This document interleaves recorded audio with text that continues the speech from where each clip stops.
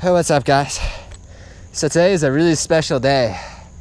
I just got the chance to ride my buddy's Transition Sentinel for the first time. He's being super nice about it, allowing me to ride it like this, brand new bike. And I'm at the top of Mount Sequoia, and I'm basically just gonna see how it rides downhill. I'm really curious to see how the suspension feels, how the 29-inch wheels feel, stuff like that, how the head angle feels compared to mine, and just things that like draw me towards the bike or things that draw me away from the bike, I guess. And I'm about to go to the downhill, but I want to talk about the climbing real fast. It climbs pretty well for what it is. I had no real complaints about it climbing up. I feel like the back tire held its ground really well on steep climbs and it didn't slip at all. I feel like the rear travel was very well controlled, very well modulated on the climb. It didn't bob very much. It seemed very, very stiff in the rear. And the front was fine. I didn't lock anything out, front or rear, and nothing like bob, nothing flexed at all. I was very impressed with it. This is actually the first 29er, long travel 29er I've reviewed. So I'm very interested to see how this bike descends and the way it just handles on descents, because it is very well mannered on the uphills. So I'm very curious to see how it is on the downhills. All right, now it's time for the fun part. Downhill. Woo.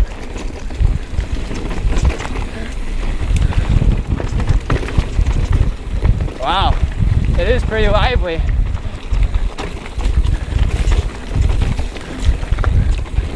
Wow, yeah, it rolls over really nicely. Woo! It's a little tight with these 800mm bars, though. Wow, this bike really carries speed well, though, with these 29ers.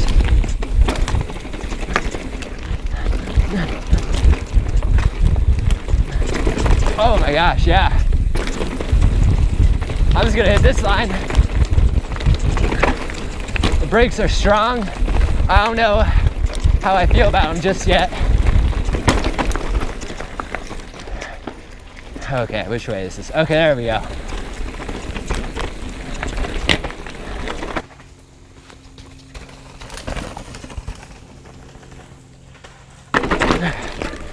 Wow, it rolls really well.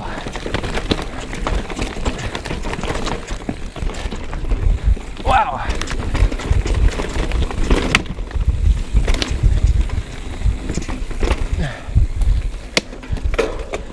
Drivetrain's having some issues. Oh, missed the trail.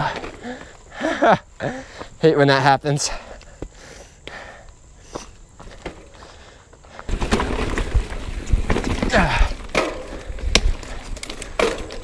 Dang. Getting tight.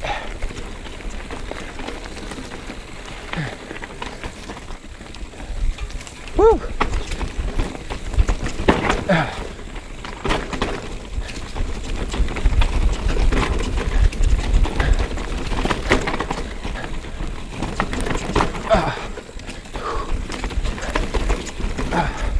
Yeah, it just rolls. I know I've been saying that a lot. It's probably because I don't ride 29ers that much, or at all for that matter.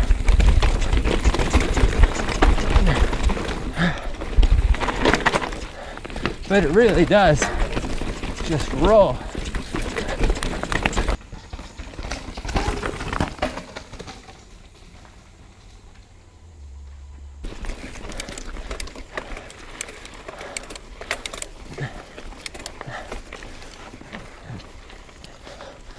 Woo!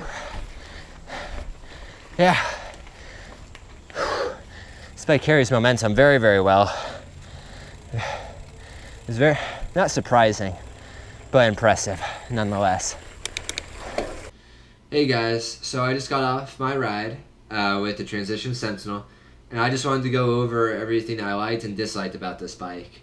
I want to start with climbing. I really liked the way this bike climbed. It was very well composed. The shock didn't bob at all, and I was not able to get the rear wheel off the ground at all, or to lose traction on the trail. And there were some pretty steep climbs as well. I had most of the weight over my front wheel, and I still couldn't get that back wheel to lose traction. So I was very impressed on the climbing. However, I do feel like there was a compromise towards the climbing with the rear shock. The rear shock's 140 millimeters of travel, and it's good for climbing, but you can really see the limits of that shock travel when you descend. When you descend, I was very close to bottoming it out, actually. And I don't think the trail I was on was particularly, I guess, hard on the shocks, I would say. Like, I wouldn't say that it was something that I would use the full travel on when I was thinking of that trail. So if you were to use this bike on other trails that are rougher than this one, chances are you're going to bottom out the bottom shock, the rear shock. So another gripe I had with it, this isn't a big deal or anything, but the bottom bracket. The bottom bracket on this bike is very, very low, where you have to really, really think about where you're putting your pedals, because you are going to clip something if you're not thinking about it. I accidentally clipped several things, and it really made me pay attention to my pedal placement as I was going down and even going up. And so that's just one of the things that really sort of bothered me, I guess, with this bike. And it was one of the very few things that bothered me about this bike. Now, the bike descends like crazy. Like, I absolutely love the bike, how it descended. It carried its speed and momentum so well through corners and down straightaways that I was really, really impressed.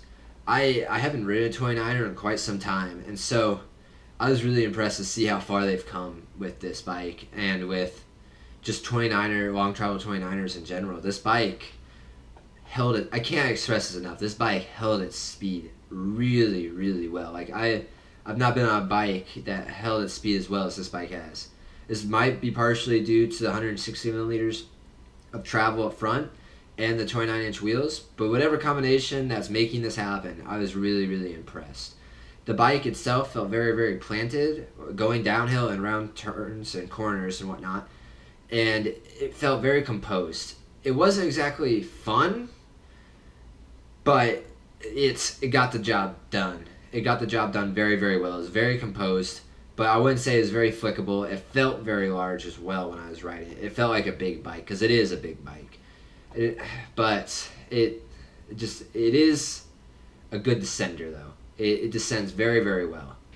And I just can't say that enough, because that's the one thing I took away from this bike, is that long travel 29ers descend really, really well. And so that's basically my initial review and thoughts of this bike. And if you guys like this video, make sure to subscribe, and thank you for waiting until the end of the video.